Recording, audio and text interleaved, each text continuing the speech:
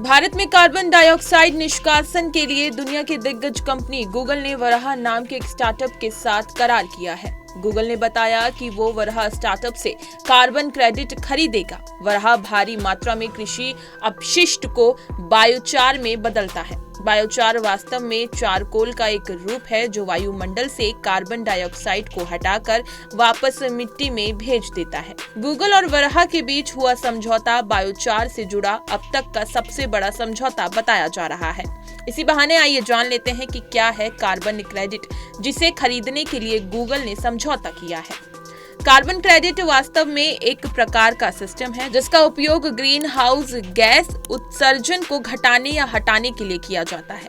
Carbon credit को carbon offset भी कहा जाता है क्योंकि इसके लिए कार्बन उत्सर्जन में कमी लाई जाती है। एक कार्बन क्रेडिट एक मीट्रिक टन कार्बन डाइऑक्साइड या अन्य ग्रीन हाउस गैस में इसके बराबर है। कार्बन क्रेडिट का अक्सर कार्बन बाजार में कारोबार होता है। इसके व्यापार के लिए सबसे प्रसिद्ध है यूरोपीय संघ उत्सर्जन व्यापार प्रणाली। टेक्नोलॉजी कंपनियां अपने परिचालन के पर्यावरण पर पड़ने वाले प्रभाव को घटाने के लिए कार्बन क्रेडिट का इस्तेमाल करती हैं। उदाहरण के लिए टेक्नोलॉजी कंपनी और बिजली के इस्तेमाल, कर्मचारियों की यात्रा या अन्य स्रोतों के होने से कार्बन के उत्सर्जन को कम करने के लिए इसका उपयोग कर सकती है। इससे वो जलवायु परिवर्तन में अपना योगदान कम करती है। कुछ मामलों में टेक्नोलॉजी कंपनियां कार्बन क्रेडिट बेचकर राजस्व भी जुटाती हैं। टेक्नोलॉजी की दुनिया की कई कंपनियां पर्यावरण पर पड़ने वाले अपने प्रभाव को कम करने की अपनी प्रतिबद्धता के लिए खुद कार्बन क्रेडिट खरीद रही हैं। जैसे फेसबुक ने साल 2020 तक कार्बन न्यूट्रल होने की प्रतिबद्धता जताई थी और अपने उत्सर्जन को घटाने के लिए साल 2011 से ही कार्बन क्रेडिट खरीद रही थी। गूगल भी साल 2007 से ही कार्बन क्रेडिट खरीद रही। इसका लक्ष्य है कि साल 2000 तक 100% रिन्यूएबल एनर्जी से अपना संचालन करे।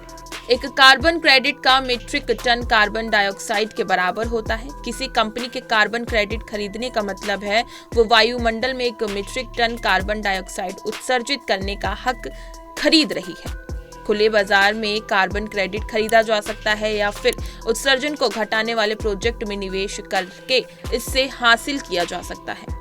कार्बन क्रेडिट को बेचने से मिलने वाला धन एक फंड में जाता है। इस फंड का उपयोग ग्रीन हाउस गैसों के उत्सर्जन को कम करने वाले प्रोजेक्ट में किया जाता है। इन प्रोजेक्ट में पेड़ पौधे लगाना, नवीकरणीय ऊर्जा स्रोतों को विकसित करना या फिर ऊर्जा दक्षता में सुधार करना हो सकता है। इस तरह से कंपनियां अपने उत्सर्जन को ऑफसेट कर धरती को नुकसान पहुंचाए बिना विकास जारी रख सकती हैं। कार्बन क्रेडिट का भविष्य टेक्नोलॉजी क्षेत्र की कंपनियों के हाथों में है। ये कंपनियां लगातार अपने कार्बन फुटप्रिंट कम करने और पर्यावरण के अधिक अनुकूल बनने के तरीकों को खोज रही हैं। इन कंपनियों के ऐसे कदमों से ग्लोबल वार्मिंग और जलवायु परिवर्तन पर किसी हद तक अंकुश लगाया जा सकता है।